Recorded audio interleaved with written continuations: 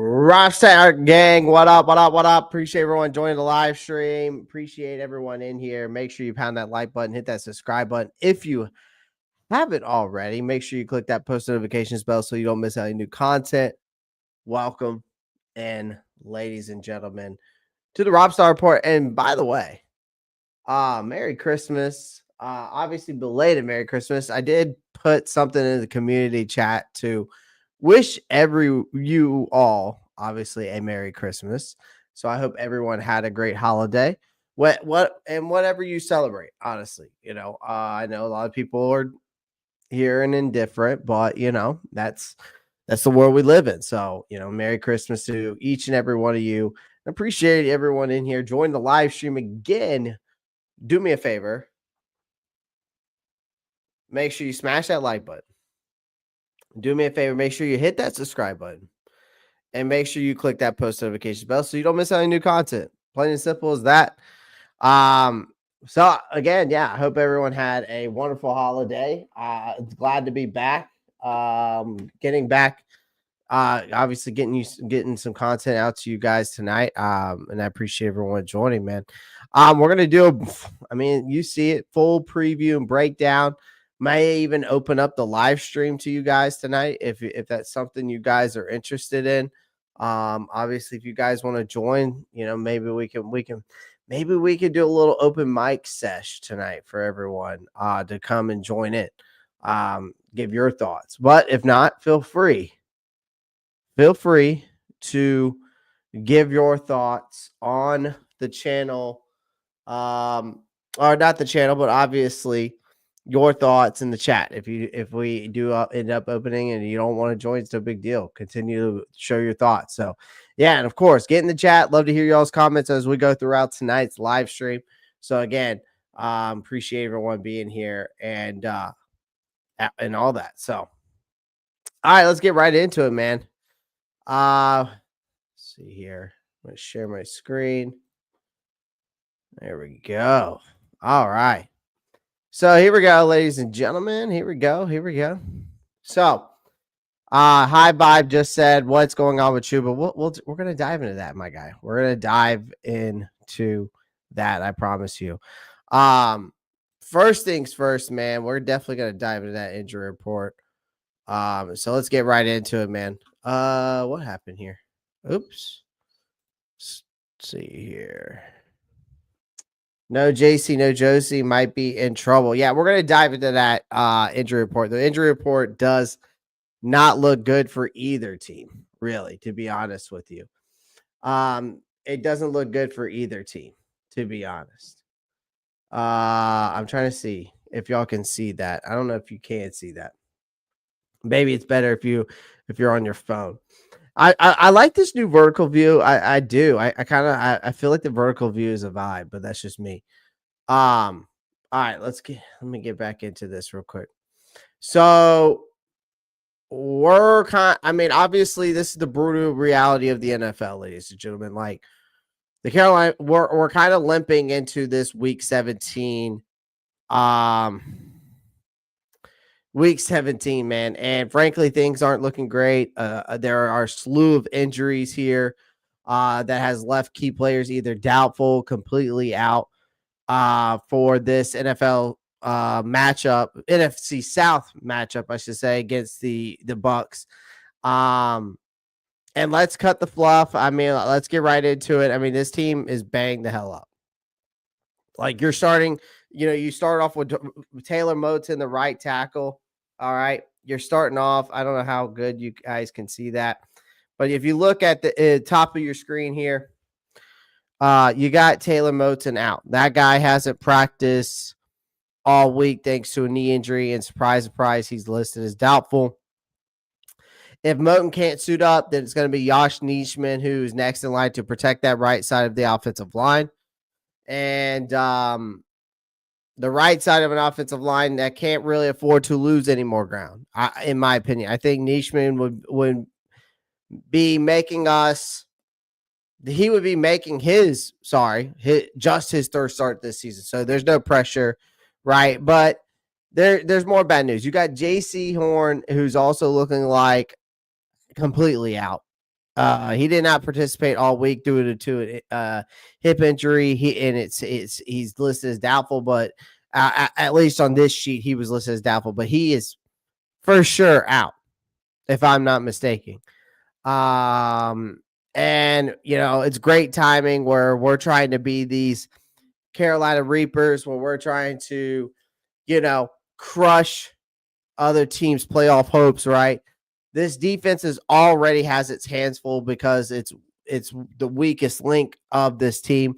Will definitely be without linebacker Josie Jewell. He's got a quadricep injury and a concussion.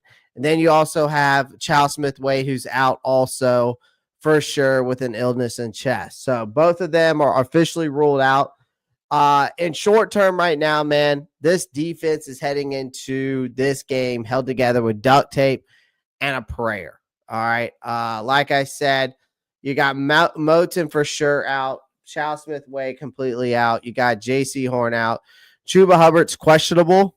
He was limited today. He was limited Thursday. He did not participate on Wednesday. Jadeveon Clowney had a full practice on Wednesday, did not participate on Thursday, had a limited practice on today. So he's questionable. All right. Let's see. Cade Mays is full, ready to go. Again, we talked about Jewell. He's out. Again, Xavier Legette is heading in the right direction. He had a full participation on Wednesday, limited the rest of the week, but he's questionable as of right now. I don't see anybody playing. Right now, the only people I do not see playing, obviously, is Jewell, Charles Smith-Wade, and Taylor Moton, and J.C. Horn. Those four I think are for sure out in this game. I think most of these other guys that we see that are questionable will play. I haven't heard any update on these other guys, so we'll see. We'll see. It definitely is smelling for trouble, Domo Smith. It's definitely smelling for trouble. I like the Panthers to cover but lose. That's the way it's looking right now. What's up with JC? JC again, he's got a bad hip injury. Chuba's dealing with some knee issues, but I haven't heard that he's going to be out. I think Chuba will play. I think most of these guys will play. I think the four that will not are Moton, Smith-Wade, Horn, and Jewell. Obviously, there because I think three of those guys have officially been ruled out. Fifth string I know. Fifth string linebacker. Shake my head. I know. It's crazy. Jen, what's up? I appreciate you joining. Damn, Bucks might put 40 plus. The way it's looking, it could well possibly be. They've got a lot of guys out as well. All right, not really guys out. They've got Kate Otten out. They got Sterling Shepard out. And they got Antoine Winfield out. Right now, Jordan Whitehead looks like he's going to actually end up playing. Cameron Johnson, I don't know if he's playing or not. He's questionable. And KJ Britt. But I know for a fact Kate Otten's out and Sterling Shepard's out and Antoine Winfield is out for Tampa Bay as of right now.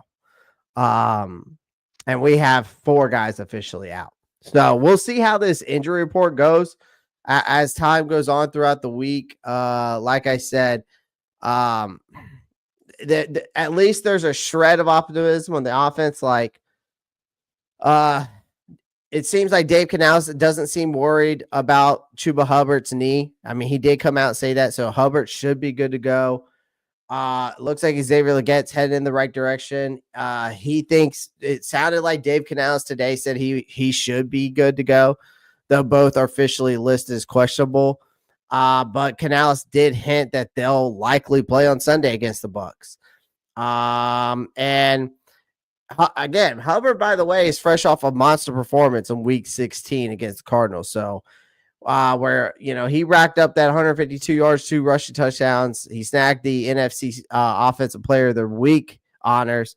But with a bum knee, there's no guarantee he'll be at 100% coming this Sunday. As for Legette, he missed the last week's game, obviously due to the hip injury that he's still been dealing with. I would say fingers crossed and hope he's ready to go. But based off of what Dave Canales said at his press conference today, it sounds like both of those guys will be ready to go this Sunday. We're in some deep shit this week. Plain and simple, they're starting down we're staring down a division playoffs contender. For these guys, it's playoff implications for them and in this game, and their roster looks like it went through a wood chopper. I would say our roster looked like they're a wood chopper, not theirs. Sorry, but no Moten, obviously no Horn, definitely no Jewell and Smith Wade. I think that's at least those three. Smith Wade, you could, I'm not too worried about him if he's out.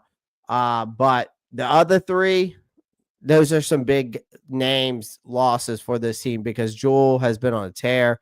Horn's been the best corner in the league, apparently to a lot of people.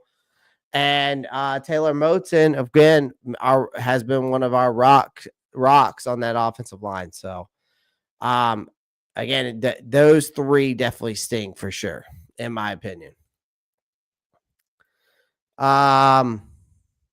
If we win, Bryce got to pull.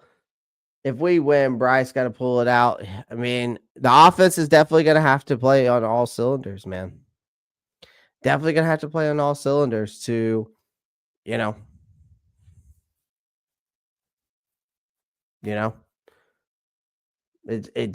definitely have to pull out this victory. It's definitely going to go on the offensive side of the ball to win this game, in my opinion. I think it's gonna. I mean, our defense definitely has to help us as well, but there is a lot of riding on Bryce, and I said that in the last three games. I said the last three games is really going to tell us a lot about Bryce Young, and we'll see if that comes to fruition or not. Neo Shadow Wolf comes in and says, "Hey Clay, so how does any win help in any shape or form, but makes our draft picks get lower?" I mean, listen. At the end of the day, ladies and gentlemen, and the way I look at it is this. Yes, do we want those elite talent guys? For sure. Absolutely. We want to get the Abdul Carters of the world. We want to get the Travis Hunters of the world. We want to get the McMillans of the world. We want to get the Mason Grahams of the world. But at the same time, what has been lacking in Carolina for the longest time? Culture. So how does winning help in any shape or form?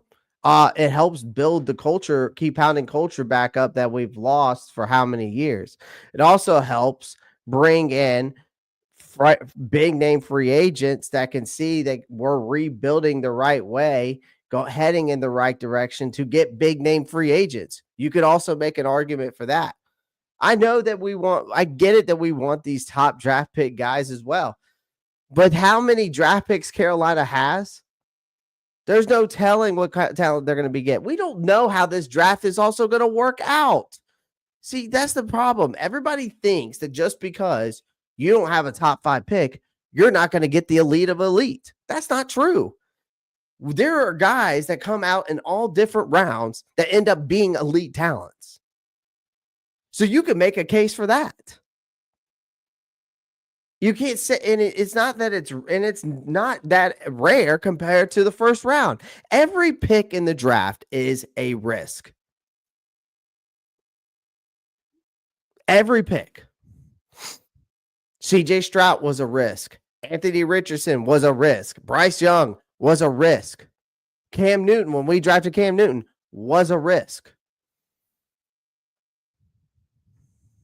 That doesn't mean that these guys are going to be elite first round guys. You don't know that coming out. You can say, well, they got the potential, or you could say these players' comparisons are, what this guy is. You could compare Lenore Sellers to the next Cam Newton, but that doesn't mean that Lenore Sellers is going to end up being the next Cam Newton just because that's his player comparison. So how does it help in shape or form? I just explained it. It builds the culture back up that you need to build that you lost. And it also builds up the free agent for you to in the free agent market to bring in big name guys, especially for a small market team like the Carolina Panthers. It shows free agents that we are heading in the right direction. With how many draft picks Carolina has this upcoming draft, they're going to be able to either trade back and get more draft capital to help them bring more guys in, or they're going to still be able to get a top 10 pick. Plain and simple, because there's other teams that are in the top 10, top 5 that might end up winning one or two games. They might end up winning one or two these last 2 games down the stretch, and there's no telling where we land. Right now, we're at 7th, but we don't know either what these teams in front of us are going to do.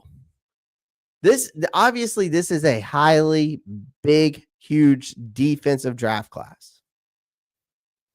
So there's going to be a lot of guys in here that you're going to be able to target, I feel like, and still have guys that could end up being elite talents. I think you could I think Kyle Kennard out of South Carolina can be an elite talent. Out of South Carolina. I think you can make a case.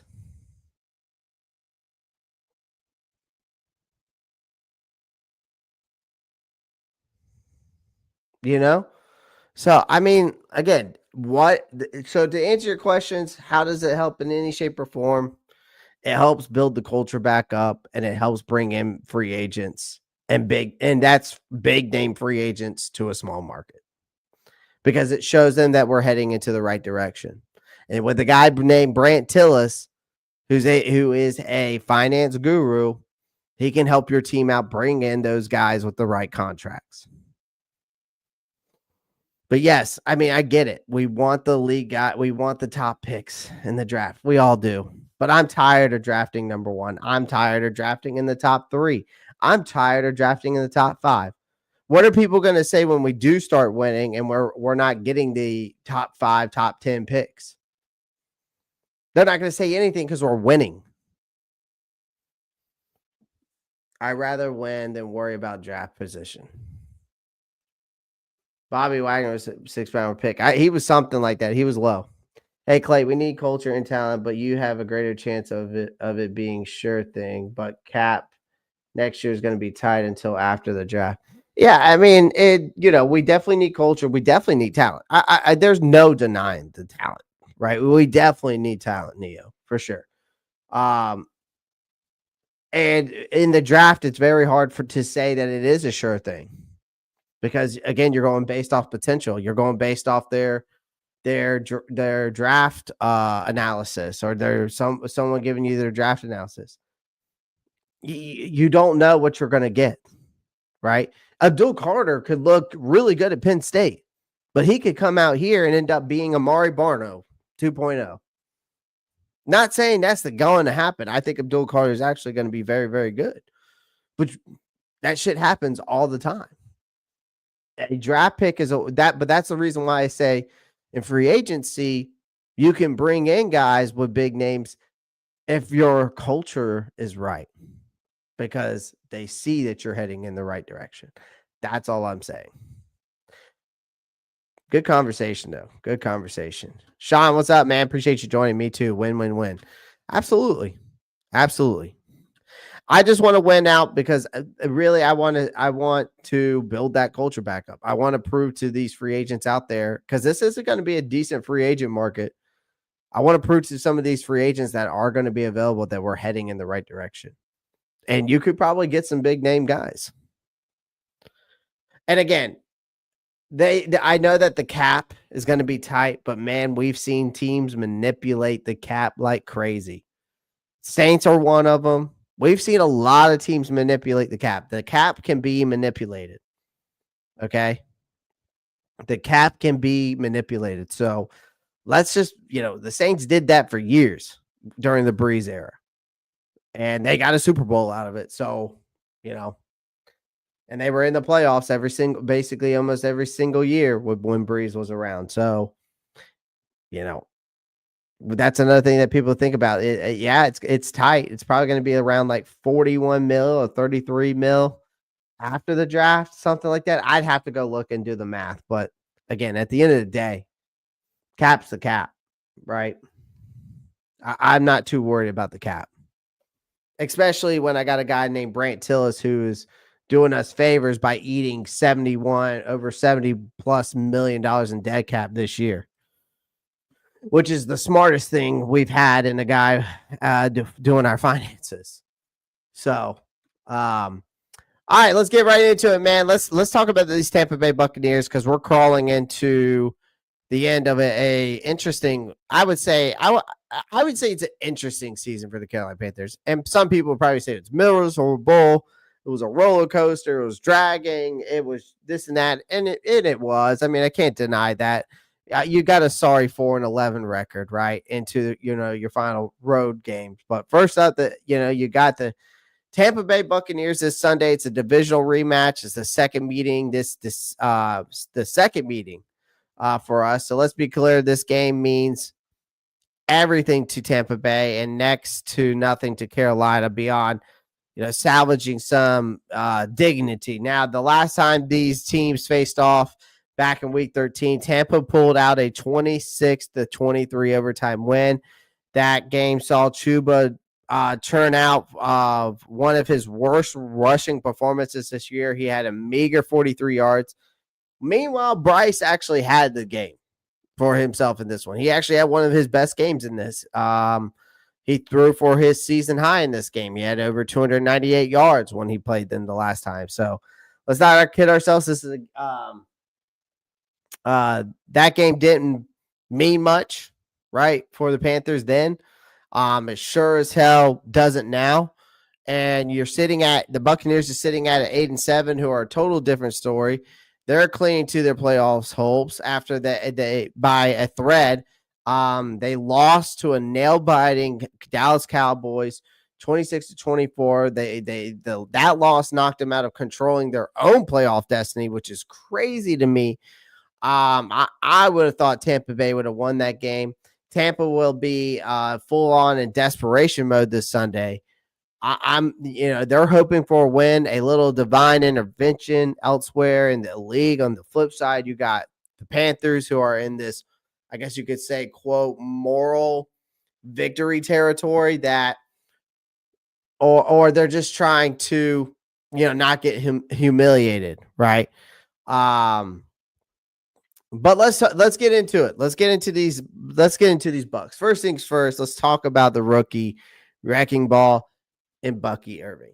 Okay. The reason why I bring Bucky Irving up, well, is because we know the Carolina Panthers run defense is the worst by far in the NFL.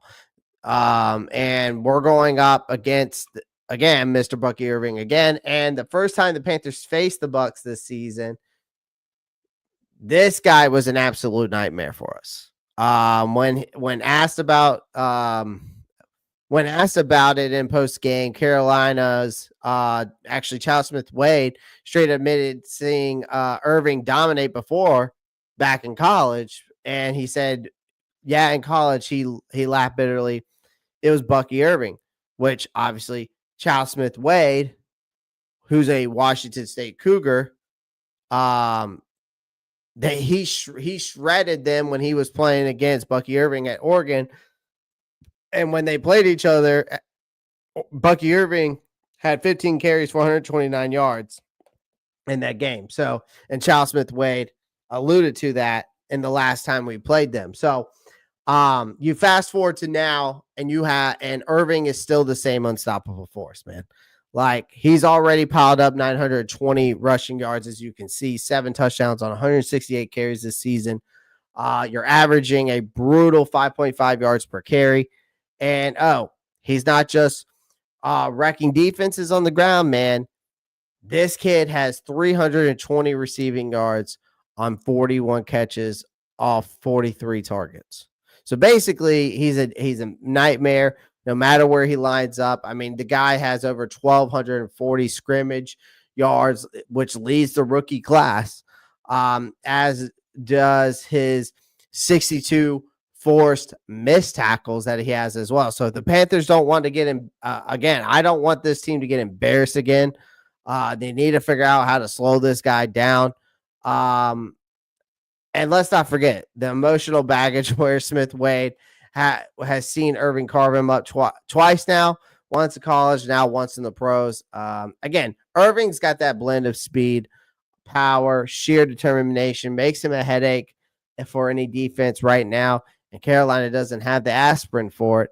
And Bucky Irving tore us apart the last time we played them. So we really need to shut this guy down.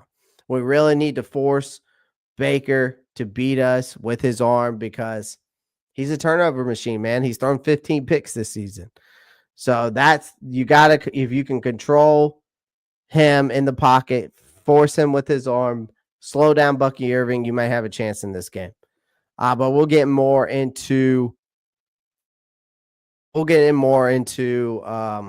what I think we need to do to beat these guys, because I'm going to break down the rest of them. How do y'all feel about Jihad Campbell? Jihad Campbell is a great. I like Jihad Campbell. I think he is. Hold on, because there's a couple Campbells in the draft class. This draft class, Jihad Campbell, the linebacker out of yes, Jihad Campbell. I do like Jihad Campbell out of Alabama. I've picked him a couple times in my mock drafts, and I actually have him. I actually have him. Where do I have him on my draft board? Was working on that today.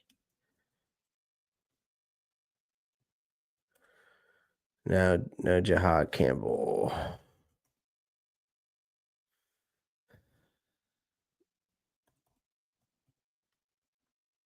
I thought I had him on my draft board.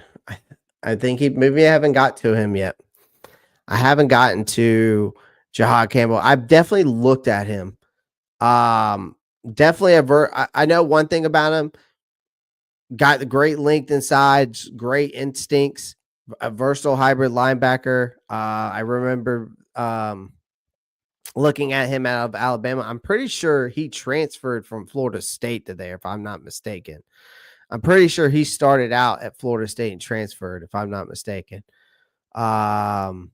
So he's definitely a guy you could pick up in a day two guy. And that's what I think. He's great in drop back coverage. He can. He's a stat backer for sure. Pass rush ability. Like I said, versatility, toughness. I like what he's got. His tackling. The only thing I remember watching his tape though was that his tackling effectiveness was one of my concerns for him. But other than that, man, he's a 2-year contributor. So I actually just looked him up. He actually never transferred. So he always been Alabama. I thought he transferred for some reason, but either way, I do like him. I like him. I would like him as a day two pick. Wouldn't be mad at it. Just depends who we go with first. Who's starting at center? Christensen or Mays? I'm going to probably say Mays if I had to think. I would think Mays.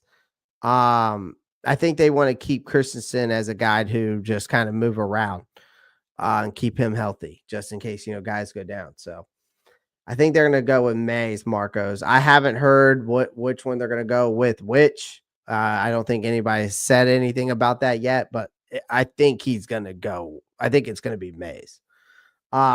What do you think of Jake Majors, a center in the third or fourth? He could be our future center. Yeah, you could definitely get Jake Majors out of Texas. I like him. I like Jonah. I think Jonah Monaheim out of USC is a sleeper pick for a center. I think he's a future starter wherever he goes. So whoever drafts him in the round 3 or 4, which is where I've seen him falling a lot, Neo, I think Jonah Monaheim out of USC is a guy that's getting very slept on, and I like him a lot. I think he could be a future center for us.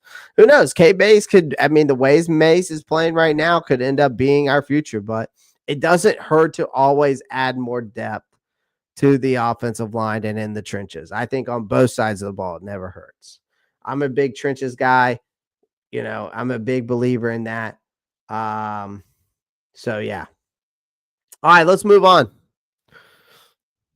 Appreciate everyone's comments. I promise you, I'll try to get everyone's comments. Appreciate that. So keep them coming. I'll make sure to get to them.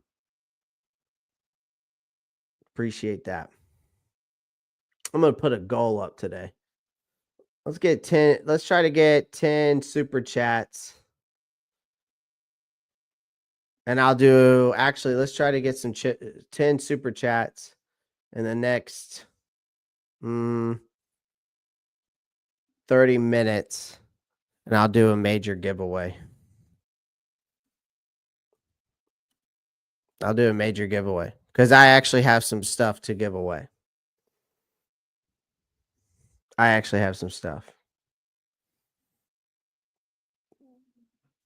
So we'll do a goal. Just create a goal, which is fun. It's kind of cool. I only got cash. You're good, Sean. It's all good. All right, let's get into these receivers, man. Baker Mayfield's got some guys to throw to. If we're talking about Tampa Bay's passing game, man, it always starts with Baker Mayfield. Love him or hate him, the guy's been finding ways to make it work despite his receiver cores going through the ringer this season. Mr. Consistent, though, is still Mike Evans. As long as this beast is on the field, the Bucs passing game is alive and well, ladies and gentlemen. And Evans has missed 3. He actually missed 3 games due to an injury, but he's still sitting at 818 receiving yards on 57 catches with 9 touchdowns to his name. He's one solid performance away from another 1,000-yard season, because that's just what Mike Evans does. So Evans isn't just a steady presence. He's a game changer. I mean, a guy who's basically 6'5" with the physical style play that he does. Again, he could dominate even the best cornerbacks in the league. I think a lot of people have slept on him over the years. But Carolina's secondary has already struggled against elite receivers this season. Evans could feast if Carolina can't keep him under control. And then there's Cade Otton, who is out. But I'll tell you this, that I have to give credit where credit's due to Cade Otton this season. He has been quietly becoming a reliable target for Baker Mayfield. And Sterling Shepard is obviously sidelined by a hamstring injury. Otton, and I saw Otton off, out on the injury report, but there have been saying that he actually could be playing. I don't know. But on the injury report, they haven't listed out. So that was for today. So I don't know if that's going to change or not, but I've heard some rumors that it could. I don't know. I don't know what's going on with Cade Otton, but Jalen McMillan could see some more action. McMillan's been heating up lately. He has posted 3 straight games, ladies and gentlemen, with at least 57 receiving yards and hauling in 4 of his 5 touchdowns during that span. And Mayfield's resurgence this season has been one of the league's quiet surprises. While he'll never be Patrick Mahomes, right? But Mayfield has found rhythm in Tampa very, very well. And he's taken better care of the football. Even though he has thrown a good amount of picks, I do have to say his performance the past 2 years have been great. I mean, Baker Mayfield has had this resurgence. He's making smart reads, and he's leaning on his playmakers more. And so against the Carolina defense, to me, that's been obviously inconsistent at best, he could be in for another strong performance. Now, for a quarterback who's been written off more times than bad debt, Mayfield's redemption arc is alive and well, and the Panthers might just be the next chapter, and they could. So, all right, let's move on. Brick wall front. Now, this front by the Buccaneers, ladies and gentlemen, I have to tell you, this Buccaneer defense actually has improved a lot in recent weeks, and they haven't screwed around, especially against the run. They've been holding teams to just 104 rushing yards per game this season, ranking the top 10 for rushing defense. And during their recent 4-game win streak, they allowed a league low of 15 points per game. Even in last week's loss to Dallas, this unit showed flashes of what makes them so damn tough. And everything on this defense revolves around defensive tackle Vita Vea. So this is the guy's a one-man wrecking crew. He's been for years. Guy is 6'4", over 350 pounds. Sorry. He is a nightmare for offensive lines. Okay. He's racked up 6 sacks so far this season. He's also a guy that Carolina needs. That's what you need in this defense is a big guy like that. And we don't have that on this defense. But back to Vita Vea, which puts him just behind his rookie defensive tackle, Kalijah Cansey, who leads this team with 6.5 sacks this season. So together, this team, Kalijah Cansey and Vita Vea, they're a nightmare for offensive lines, man. And they're collapsing pockets. They're clogging up run lanes with ease. But the Bucs defense isn't just about the front line. Their linebackers and secondary have been making plays, ladies and gentlemen. Levante David, Levante David, they used to have Devin White, but Levante David is still a hell of a linebacker at his age. He still got some speed. The instincts is still there. His leadership is still there in the secondary. You got the potential return of Jordan Whitehead, the safety, which could be a game changer for them. His 21-day activation window started on Tuesday. So while he's not guaranteed to play on Sunday, Todd Bowles hasn't ruled it out if Whitehead suits up or not. So the Panthers can expect an even tougher day through the air. It's also worth noting that this defense feeds off of momentum. So when they're playing well, this entire team seems to elevate their game.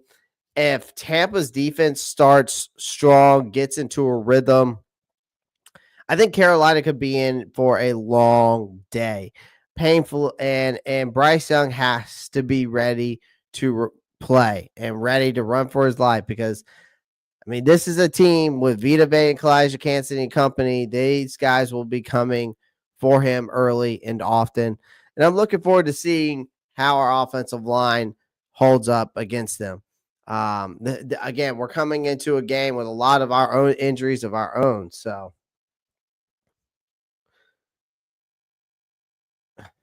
you're saying he's a Luke Kuechly if Luke Kuechly was 50? I don't know about all that. Man, I appreciate everyone joining the live stream again. Do me a favor. Make sure you smash that like button. Hit that subscribe button if you haven't already. Make sure you click that post notifications bell so you don't miss out on new content. I would greatly appreciate it. Let's get right into the next one. So here are my expectations for Bryce Young, man. I do have some expectations for him. Okay. Because with a chance to reinforce his reputation as a franchise guy, or and then you got the nickname Carolina Reaper. He's built a legacy so far, actually, of demolishing some teams' dreams. Right? He demolished the Saints. They fired Dennis Allen. He demolished the New York Giants. They got rid of Daniel Jones. Right? You beat the Cardinals. Sent them home to the playoffs. Or sent them home. They can't make the playoffs. So it's an opportunity to where this, again, and I said this, that these next 3 games for Bryce Young are very important because it's an opportunity to showcase poise, leadership, growth in these high pressure situation of games. So what do I expect out of him? I want this kid to be aggressive without being reckless. I know that's easier said than done because Bryce needs to walk the fine line between calculated risk and avoiding reckless mistakes. Now, against a desperate Tampa Bay team, you can't afford to play conservatively. And I'm hoping Dave Canales lets Bryce Young play freely, right? Young is expected to push the ball down the field. That's what he is supposed to do as a quarterback. He's stretching. He needs to be stretching the Buccaneers defense and creating opportunities for big plays. So his ability to throw the deep ball, at least lately, has improved. Definitely can get better. But the lack of execution from some receivers, that still remains a problem because we've seen a lot of drops. So the mere threat of vertical forces the Tampa Bay to stay honest. So if Young keeps taking shots, defenses will eventually pay for underestimating him. Now, this is non-negotiable for me, and that's ball security. I need Bryce to take care of the football. Turnovers have killed the Panthers, and they killed us in the last time we played Tampa Bay, obviously with Chuba Hubbard's overtime fumble, which sealed their fate. This time around, Young must make the protecting the football his top priority. Like that, which means quicker reads, avoiding necessary risk under pressure, right? And taking care of the ball in critical moments in this game. Like this offense led by Mike Evans and Baker Mayfield and Bucky Irving is dangerous enough on its own. Short fields and extra possessions for Tampa, that's an absolute death sentence for this team. Because if Young can avoid giveaways, he puts Carolina in the position to compete and possibly win the game, right? So another thing, I have to say this because you have to be efficient in the red zone. That has been one of the biggest issues I've had with him is field goals don't win games like Tampa Bay. The last time these two teams met, the Panthers settled for 5 field goal attempts, 2 of which were outright missed. Young needs to lead this offense with a sense of urgency inside the red zone because as a starting quarterback, you're expected to be decisive and aggressive. So when we get close to that end zone, whether it's threading the tight throws, right? Using your legs to extend plays, or even scrambling for a score. I mean, Young has to find a way to convert opportunities into touchdowns. And anything less is a wasted possession, and wasted possessions won't cut it in this game. Leadership, poise under pressure. This is a game that's going to test Bryce Young's ability under fire. Because the Buccaneers know their season hangs in the balance right now. They have more to lose than we do, right? We lose, guess what happens? We probably get a higher draft pick. They lose, they're out of the playoffs. So their defense I feel like, is going to throw everything at him. They're going to blitz him. They're going to disguise coverages. And they're going to bring relentless pressure, right? So I think Young needs to show the same calming demeanor he's displayed in flashes this season. He must read the defense, adjust the protections, stay unflappable even when things get chaotic, okay? So if he can maintain his poise, his teammates will rally behind him, and Carolina will have a fighting chance in this game. This is a potential statement game for Bryce Young. This isn't just another game for Bryce Young. This is a statement game. Why I think this is a statement game is it's a chance to prove that he's more than just Bryce Young. It proves that he can be a franchise guy. Now, not just this one game. I want to make that clear. It's a statement game that can help him get towards, and let me be clear on this, I should have said this in the first place. Get towards being that franchise guy. I told you these last 3 games, the Cardinals, the Bucks, and the Falcons game, are very important for Bryce at this point. He has to show that he is the franchise guy. He has to thrive when the lights are the brightest. You have to expect him to play with a chip on his shoulder, determined to silence critics, remind everyone why he was drafted first overall. Because these are the type of games where, and I know I sound corny for this, but these are the type of games where legends are made of. Like Young has, I feel that Young has the tools, and he's starting to get the experience. He's starting to catch up to the speed. He's starting to show that he can survive, to deliver performances that shifts the narrative about a season. So to me, what the success looks like in this game, obviously winning the game, but if he doesn't win, I still need to see numbers, right? I don't need them to be astronomical. I just need a strong performance. I need something between 250 to 275 yards. I need something between 250 to 275 yards and 2 to 3 touchdowns. And I'll let 1 pick slide, but I would rather have 0 picks and maybe 40 rushing yards, something like that, right? Because beyond the stats, success will be measured. And I know this, beyond the stats, the success in this game for Bryce Young will be measured by his ability to execute in key moments and avoid mistakes and lead Carolina with confidence. That's what it's about. So my expectations for Bryce in this game are clear. It's play smart, stay aggressive, lead the Panthers with maturity, like a seasoned quarterback. If he can deliver on those fronts, he has a chance to crush Tampa Bay's playoff hopes, solidify his reputation as the Carolina Reaper. And for the Buccaneers, this is a do or die game. But for Bryce Young, it's an opportunity to put the league on notice again. And then he needs to do it again in Atlanta. I need to see it for 3 straight weeks.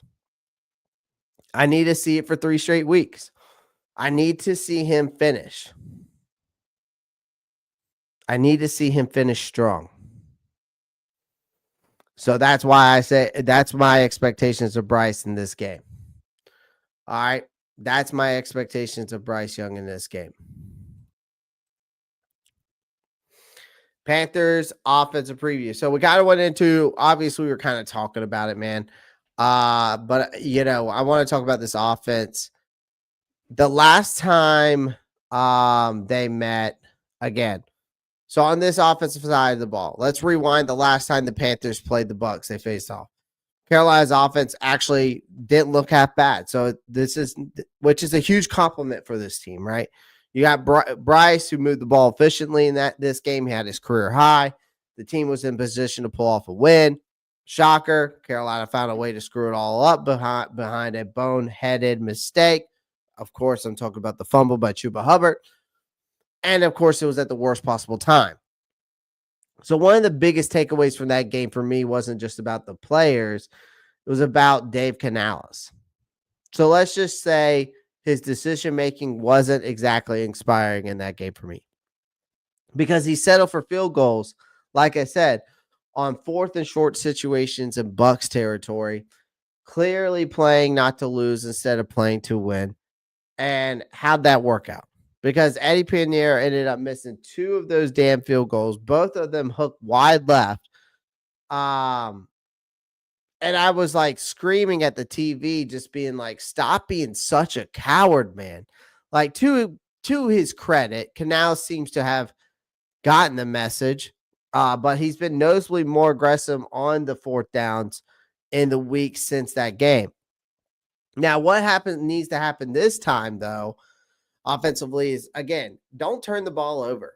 Like, I know I said my expectations for Bryce, and that kind of has to do with the offense, but They can't turn the ball over in this game. Like, this is elementary, right? When you talk about not turning the ball over. It's worth repeating because you got to think about it this way. We've had bad habits of shooting ourselves in the foot.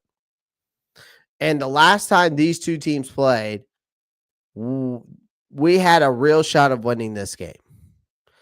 Even with all of our red zone issues, they made it to overtime.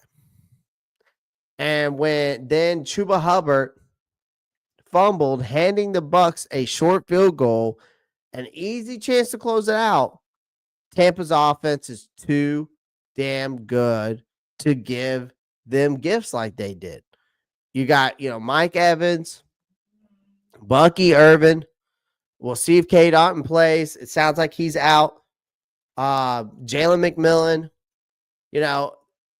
These guys have proved they're not scrubs. They make you pay for every mistake. And Bryce Young and his offense need to hang on to the ball like their lives depend on it. No turnovers, no excuses this time. Again, I need them to stop selling for field goals. Like, they didn't do that in the Cardinals game. And like I said, they need to move the ball enough to score. But instead of going for the kill, right, they kept settling for field goals. So 5 of them to be exact, which is what they did, which is embarrassing. So if you're playing a team, in my opinion, like Tampa, you can't rely on kicking 3 points every single time and hope you'll get the job done, because field goals are just fancy turnovers, in my opinion, when you're playing against an explosive offense. Now, 2 of those field goals, like I said, short yardage situations, prime opportunities to be aggressive and go for the damn touchdown, but Canales chickens out every single time. And Pinheiro couldn't bail him out, right? So Carolina needs to grow a pair, which I mean Dave Canales needs to continue to grow a pair and play aggressive like he did against the Arizona Cardinals. Aggressive football wins games, especially like matchups in this one, right? Another thing, keep taking shots. We already talked about Bryce taking shots, but one of mine that I wrote down here was keep taking shots downfield, right? I mean, Bryce Young's deep ball has looked better each and every week. It's gotten better. He's showing some serious touch when throwing down the sideline, while the receivers have been dropping these passes like they're allergic to catching the football. So the mere threat of a deep pass is valuable, and defenses can't stack the box against the run or sit on the short routes when they know there's a chance that Young will air it out. So even if the big plays aren't connecting yet, they'll eventually hit. And in the meantime, they'll open up the offense, and it makes life a lot easier involved. Again, Bryce has the opportunity to add another chapter to his Carolina Reaper legacy. So on the offensive side, again, just like I said, play smart, take care of the football, don't settle for field goals, be aggressive, take shots downfield, and run the damn ball. I mean, use Chuba Hubbard to your advantage. Use your over 1,000-yard back to your advantage, right? Just because it doesn't work, Dave Canales, after 10 runs, doesn't mean you stop running the ball after 10 runs. You continue to pound that rock as well to open up the pass. You got to stay aggressive. Red Swarm comes in and says, come on, Bryce, I'm counting on you to get your first. I know why you're counting for that, Red Swarm. I know why you're counting for that. We all know why. And we all know why. A lot of playoff implications are going on this weekend. So it's an interesting. This is the interesting time of football. December is the time it makes or break a lot of teams. And obviously it's a proven point last week when Carolina beat the Cardinals, man. Cardinals needed that win and they didn't get it. And now their playoff hopes are none. There's none. So let's get into that defense, man. Or the lack thereof, I should say. the lack thereof. Here's the thing. If JC Horn, obviously he's going to be out. So this is where it gets interesting, because with JC Horn being out, now you have to rely on Mike Jackson. And it sounds like Charles Smith-Wade's out. So you got to rely on Caleb Farley, Mike Jackson, and Dane Jackson. I think those are the three guys at this point. And so someone's going to have to, I think they're going to have to double team Mike Evans in this game. Because Mike Evans has been a personal nightmare of the Carolina Panthers. Let's be honest. Again, we were talking about him earlier, bringing it down, but we've got to guard this man. The guy shows up every damn time. He torches our defense like it's his hobby, which is basically is. So what the hell did Carolina do in their past life against this guy? Because he's been a personal vendetta to this team. So to put things in perspective, I'm going to give you a fun stat. Evans has a total 103 total career touchdowns.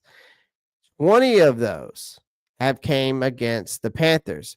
So that's nearly 20% of his career touchdowns in just 2 games per year. So let that sink in for a second. 20% of his touchdowns against one team. That's not just dominant. That is straight up humiliating. So again, the last time that we met them, Evans actually dropped another 100-yard performance with a touchdown. Obviously helping Tampa to get that overtime win. It wasn't even surprising. This man treats Carolina's secondary like a turnstile. Obviously, JC Horn is out, so this is going to be huge. Mike Jackson is going to have the best game of his career. Honestly, like Evans will eat this Mike Jackson up alive.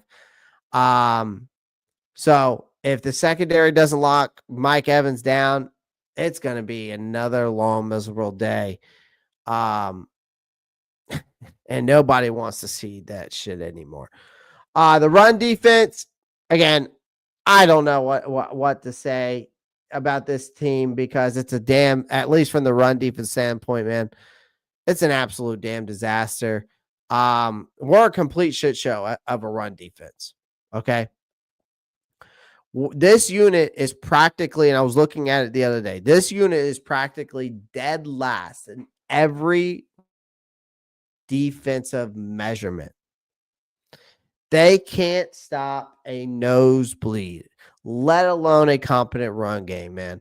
Last week against the Cardinals, they gave up over 200 rushing yards like it was a damn Christmas present. James Conner averaged 7.8 yards per carry before he got injured, which was just embarrassing. I don't know how that even happens at the professional level.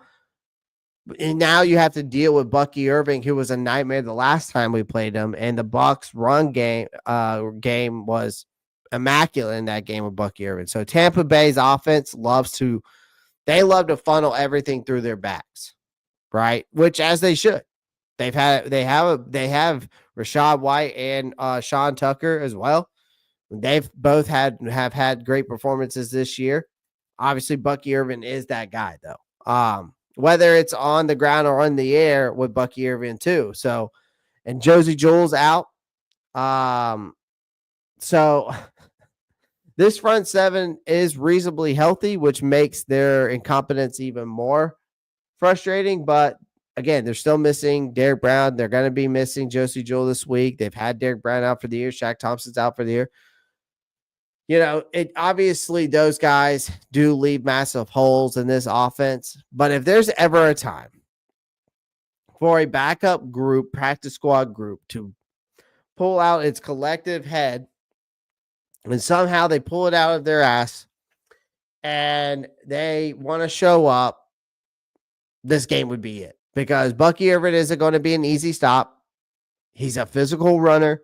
He will punish any lazy tackling attempts, and we've seen that. That's why the guy has broken 61. He has 61 broken tackles this year.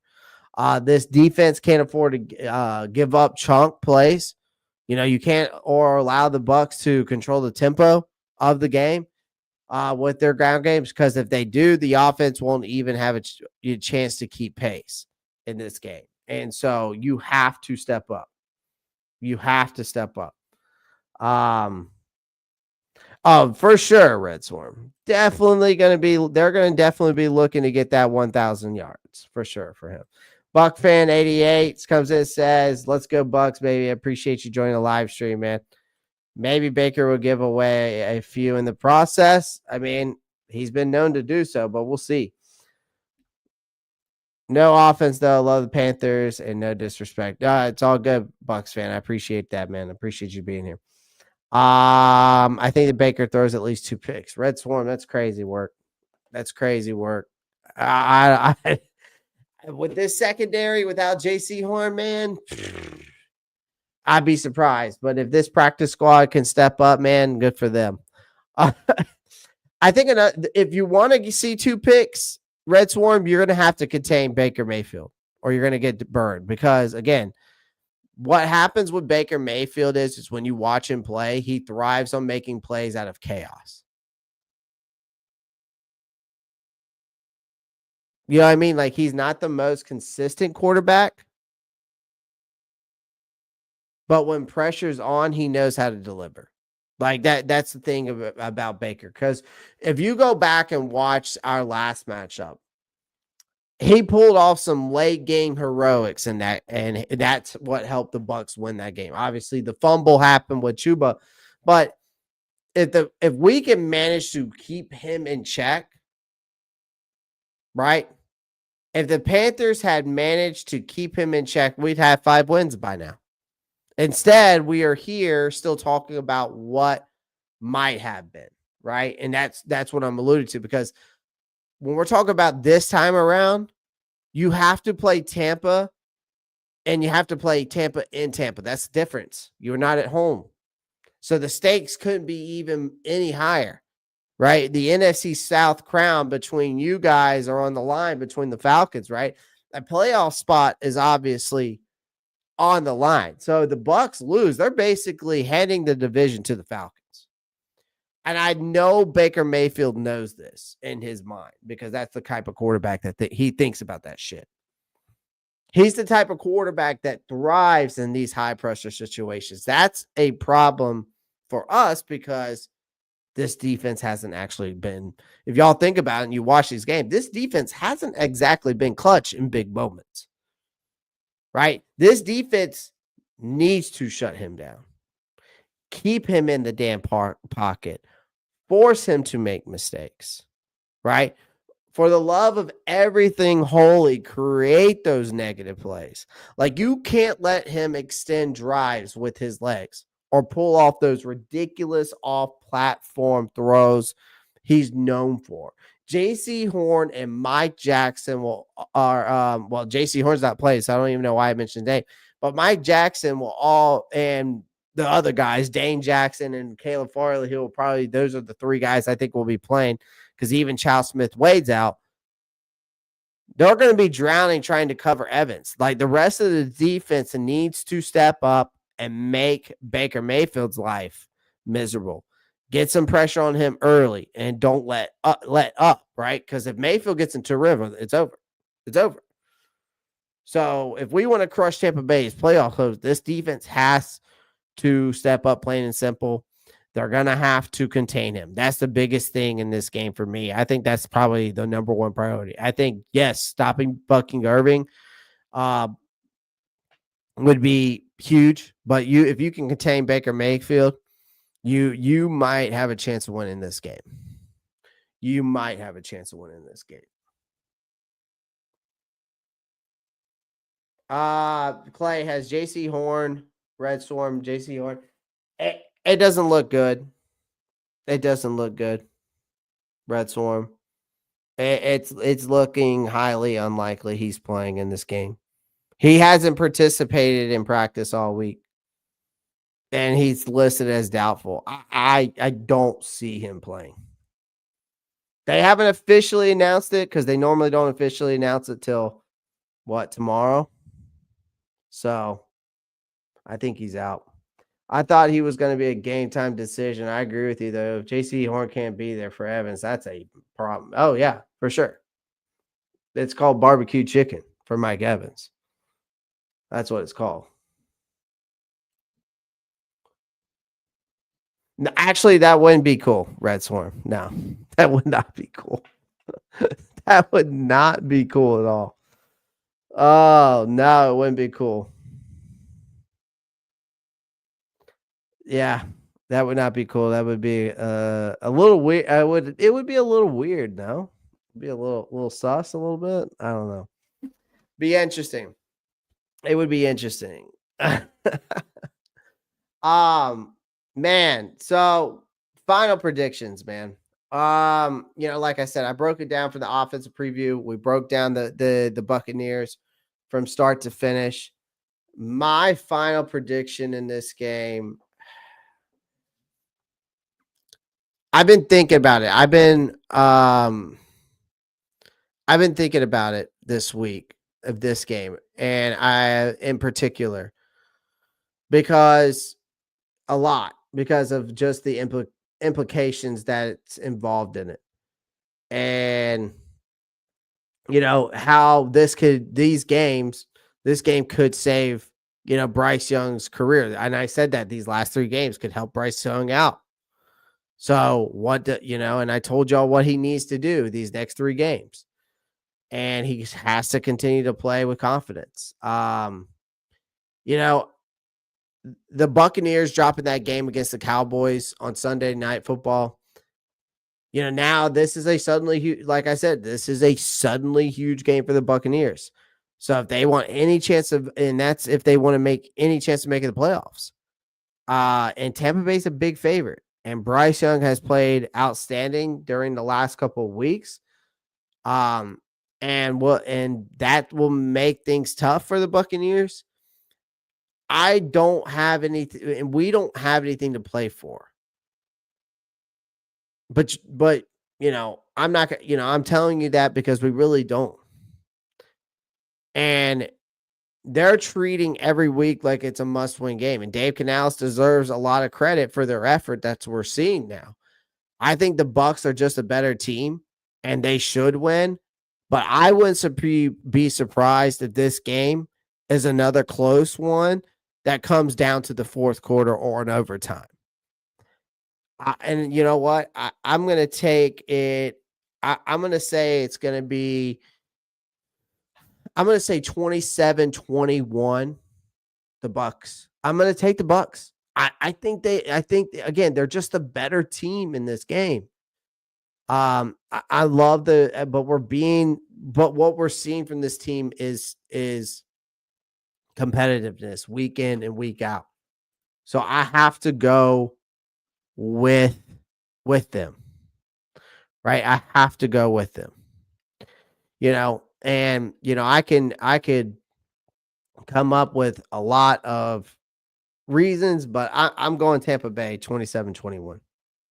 I just think they're the better team. I think this is a game that could come down to the wire, could come down to the fourth quarter, or even to another overtime win. I just think the Tampa Bay has more to play for, and they're the team. They're just the better team right now, especially talent-wise. Yeah, I mean, Red Swarm, we'll see. We'll see.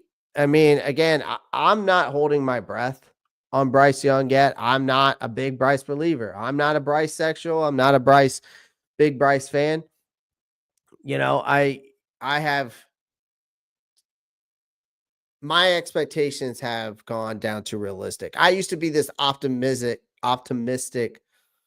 YouTuber, content creator, whatever you want to call me. And I was all about Bryce Young last year, and I was like, trust the process. But something just tells me that I'm still want to see these last 3 games this year. And, he needs to continue to improve and show progress and show that he belongs and that he can survive in this league. And like I said, these last 3 games, which I said this earlier on, that the Cardinals and the Bucks and Atlanta game, these last 3 games were going to be huge for Bryce. He's already beat,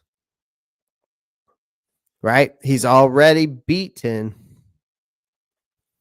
Cardinals. Can he continue to do that? Can he continue to be the Carolina Reaper? We shall see. We shall see. Earl Akio, what's going on? I appreciate you joining, man. Ladies and gentlemen, I'm going to hop off of here. I appreciate everyone joining the live stream. Do me a favor. Make sure you smash that like button, hit that subscribe button. I got more content coming at you this week. I know content has been crazy and I haven't been as consistent. Obviously, due to the holiday season, going from Thanksgiving and so quickly into Christmas, obviously heading into the new year. So again, do me a favor, make sure you like, make sure you subscribe, share with your friends, share with your family. We are going to obviously, I want to continue to grow this channel, man. And don't forget about Roundtable Sports. We're live every Tuesday, obviously with the holiday season, we weren't, but make sure you tune in over there. Also, shout out to sponsorship of the live stream, BetUS, as always. Make sure y'all check that out. Sign up for free today. Get 125% bonus on your first 3 bets up to $2,000. But bet responsibly. Appreciate you guys. Again, as always, pound the like button, hit that subscribe button, and as always, keep pounding. Peace.